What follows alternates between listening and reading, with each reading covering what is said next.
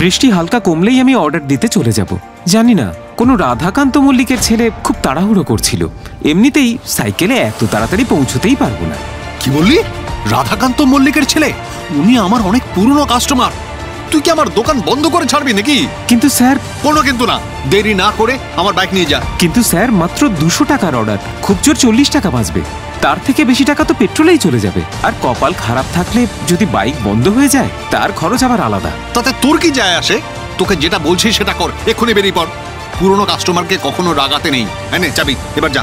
দোকানের মালিক চয়ন লাকিকে নিজের বাইকের চাবি দিয়ে বৃষ্টি উপেক্ষা করে দ্রুত অর্ডারটা পৌঁছে দেওয়ার নির্দেশ দেয়। লাকি তখন বাইকের চাবিটা হাতে নিয়ে নানা রকম চিন্তা শুরু করে। সে ভাবে, যাক, ভালোই হয়েছে, এই সুযোগে আমার বাইক চালানোর শখটা তো পূরণ হবে। কিন্তু বাইকটা পেলাম তো পেলাম সেই বৃষ্টিতে। যদি কোনো কারণে বাইকের কিছু হয়, সেই খরচটা আমার উপর থেকেই যাবে। এত বছর কাজ করেও লাকি নিজের জন্য কোনো বাইক কিনতে পারেনি। তার এই সামান্য মাইনেতে নিজের পড়াশোনার খরচ, থাকা খাওয়া আর তার প্রেমিকা দৃষ্টির জন্য মাঝে মধ্যে কিছু খরচ করে শেষ হয়ে যেত। তার পক্ষে বাইক কেনা বেশ কঠিন ছিল। তাই দোকানের মালিকের থেকে বাইকের চাবি পেয়ে বাইক স্টার্ট দিতেই দৃষ্টির কথা মনে পড়ে গেল লাকির। শোনো লাকি, তুমি যদি 2 মাসের মধ্যে বাইক না কেনো, তাহলে আমি কিন্তু তোমার সঙ্গে ব্রেকআপ করব। না না, আমি কিনবই, তবে তোমার জন্য একটা গিফট এনেছি। লাকি এই কথা ভাবতে ভাবতেই সে প্ল্যান করলো অর্ডারটা তাড়াতাড়ি ডেলিভারি করে সে দৃষ্টির সঙ্গে দেখা করতে যাবে। সে হোটেল ব্লুমিং নাইটে পৌঁছে বাইকটা বাইরে পার্ক করে কোনো দিকে না তাকিয়ে সোজা হোটেলের ভেতরে ঢুকে রিসেপশনের দিকে গেল। হ্যালো স্যার, আমি চৌধুরী মেডিকেল স্টোর থেকে এসেছি। রুম নম্বর 303-এ একটা অর্ডার ডেলিভারি দেওয়ার ছিল। হ্যাঁ, এখান থেকে সোজা চলে যাও, দেখবে পাশেই লিফট আছে, আর তোমার রেনকোটটা এখানে খুলে যাও। এরপর লাকি রিসেপশনিস্টের কথা মতো রুম নাম্বার 303-এ পৌঁছেই কলিং বেল বাজালো। তারপর দরজা খুলতেই অর্ডারের প্যাকটা সামনে এগিয়ে দিতেই চমকে যায় লাকি। দরজা খুলতে লাকি কিছু বলার আগেই সামনের মানুষটিকে দেখে চমকে যায়। নিমেষে লাকির পায়ের তলার মাটি যেন সরে গেল। ওর সামনে যে মানুষটি দাঁড়িয়ে, সে আর কেউ নয়, তার ভালোবাসার মানুষ দৃষ্টি। দৃষ্টি, তুমি এখানে? তুমি এখানে কি করছো?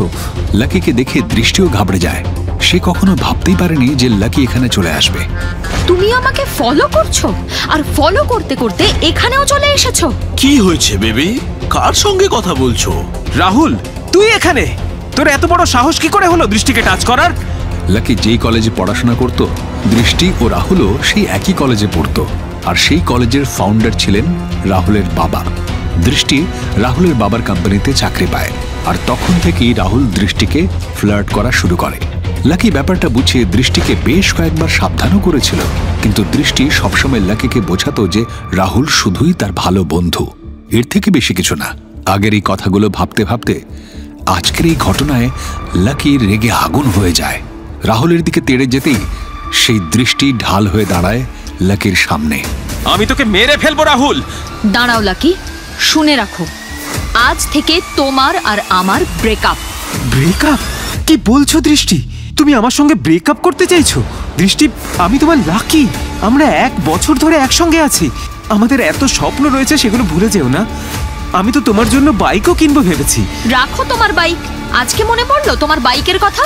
আমাকে ঘোরানো, বাইরে খাওয়ানোর তোমার পয়সা নেই, তুমি কিনবে বাইক? আমাকে একদম ছোবে না তুমি।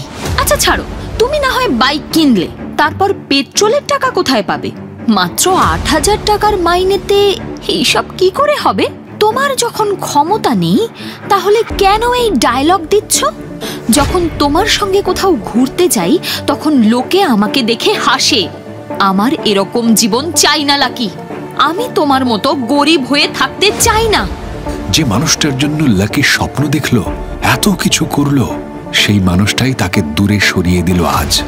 ইনস্ট্যান্ট মিলিয়নিয়ার, শুধুমাত্র পকেট FM-এ। লিঙ্কটি রয়েছে ডেসক্রিপশনে।